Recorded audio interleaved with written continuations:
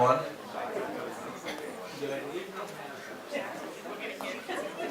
I guess tonight would be Erev Yom HaShoah.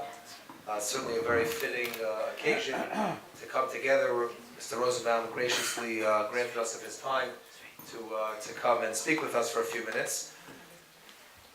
Today I was walking through the halls of DRS and SKA, and in the schools, as I'm sure many schools have this practice, a couple of days before Yom HaShoah, they put up posters, pictures, throughout the hallways, images that are familiar to us, images that we've all seen, haunting images, images of those who, Rahman al-Itzlan, were killed in the Shoah, many of those who were killed in the Shoah.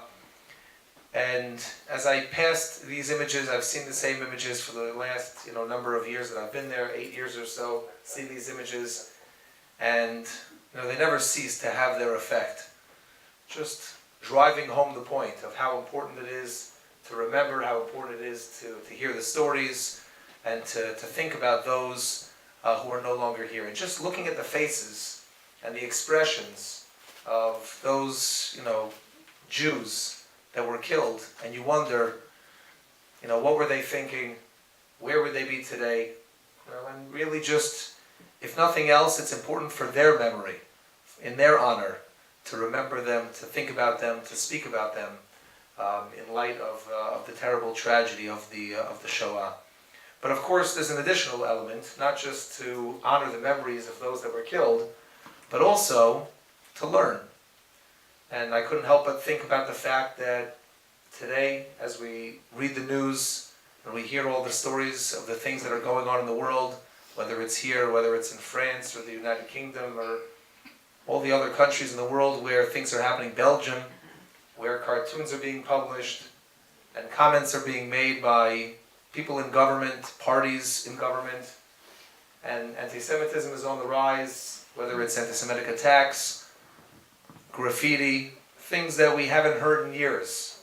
And people were afraid to publicly say, to publicly display, and all of a sudden they're emboldened to speak their mind. The mind that we always knew that was latent and that was deep down, but now all of a sudden they have the courage to say it once again. And it's a little bit scary.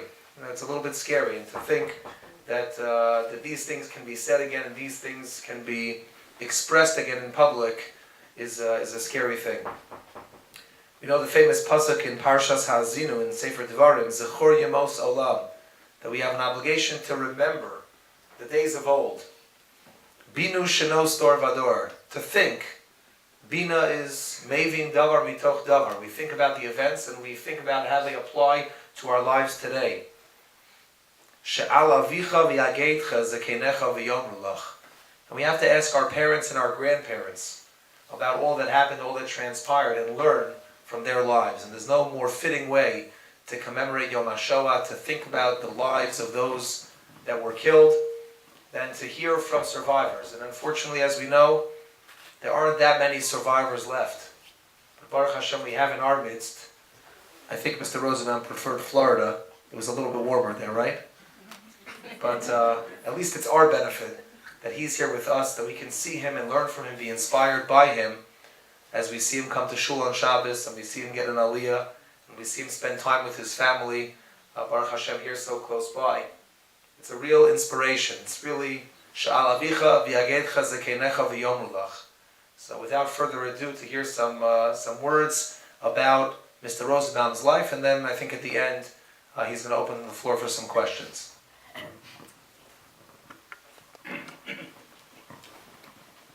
Okay, good evening everybody, ladies and gentlemen.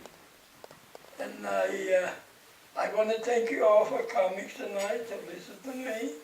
I'll tell you a short story of a long life.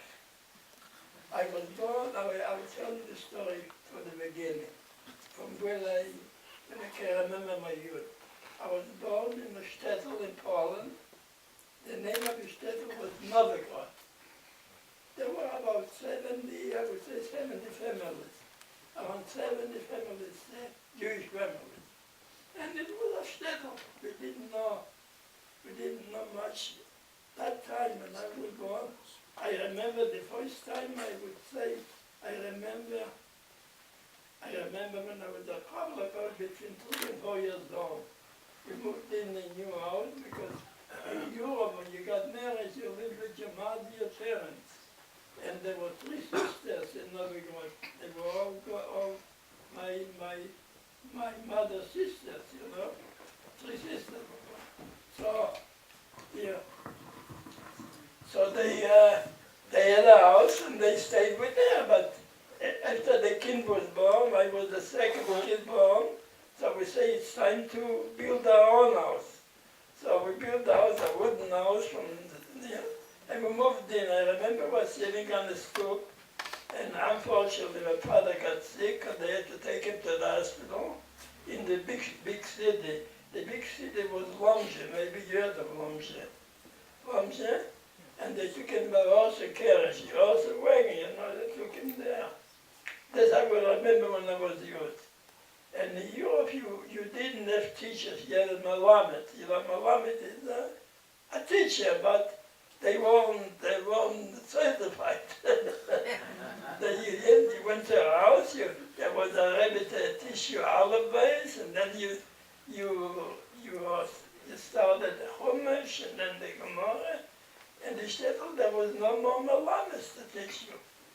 So I had to go to the big town. I had 2 friends there, and I stayed with both of them, during the week. And on Shabbos, I used to go back home with all the wagon. I used to go. It was about, we'd say, about 40 kilometers, about maybe 10 miles. That's all. But in Europe, this is there was no cars at all. Nobody had a car. Nobody in the shtetl. All right. And then I went to the Talmud Torah there, and then I went to Lomza Yeshiva. And then after my father was sick about 11 years. From the time I remember they took him to the hospital, that was in I was 4 years, I was 1926. And I was born December the 12th, 1922. So now you know my age. And my father passed away, unfortunately, when I was 17 years old, in 1937. He passed away, and I was bemourning him, and I missed him. And I didn't want to stay in the shtetl, I didn't want to stay in Lomje. So they recommended another yeshiva far away.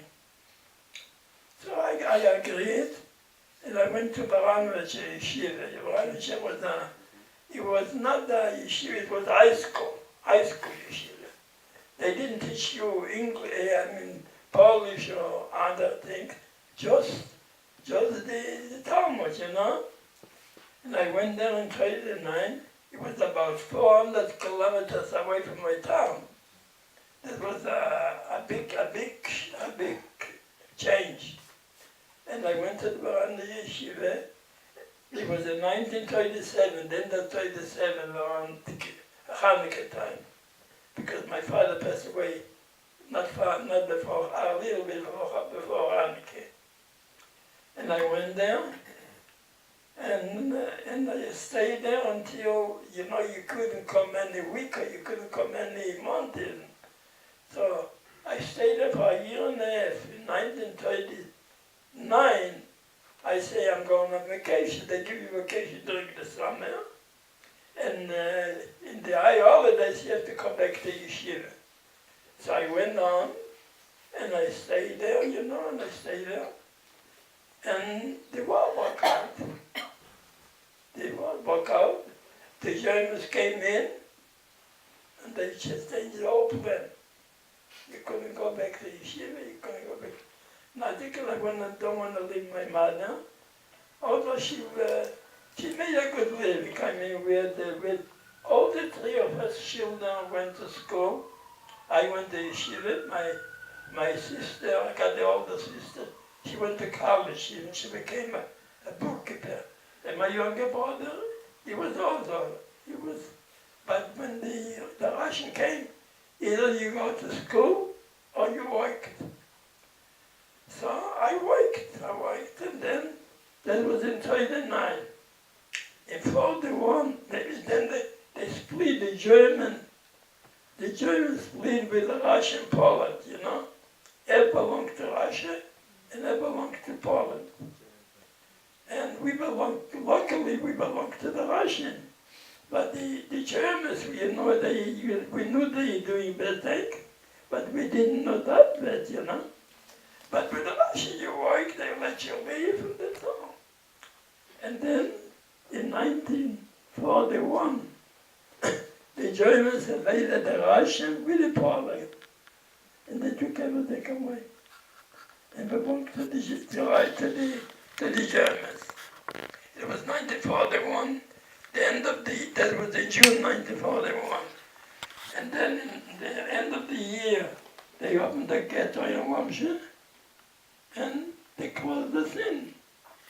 And we lived in the ghetto for about a year until the end of 1942. In 42, then the 42, they took all